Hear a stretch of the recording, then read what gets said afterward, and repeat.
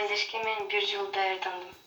Өлкө капчыгына дагы бир күмүш медалды Өткүр Аскатуулу алып келди. Ал 50 килограмм салмакта 18 жашка чейинкилер арасында сол кол менен күрөшүүдө экинчи орунду ээледи. Мелдеште Грузия, Түркия жана Орусиянын спортчуларын жеңсе, алтын байгө үчүн таймашта казакстандык Эржан Эрболотко жеңилип калды. Чечүүчү беттеш катуу атаандаштыкта өтүп, эки спортчу тең жеңилгиси келген жок. Ал арада Өткүр Аскатуулу калыстарга өзүнүн оюн айтып, бир нерсе түшүндүрүп жаткандай болду. Бирок бул аракетинен майнап чыккан жок. Казак спортчусу чемпиондукту алып кетти. Ошондой эле угуусу начар спортчулардын арасынан Нурбек Алиев 2 кол менен тең күрөшүүдө күмүш медалга татыды. Ал Украина жана Казакстан өлкөлөрүнүн спортчуларын жеңип алса, алтын байгө үчүн таймашта грузиялык спортчуга жеңилип калды. Мелдештин акыркы күнү чоңдор арасында Бексултан Акматов коло медаль жеңип, улуттук курамага 6 байгени алып келди. Ал 90 килограмм салмакта болгариялык жана орусиялык спортчулар менен күч сынашкан.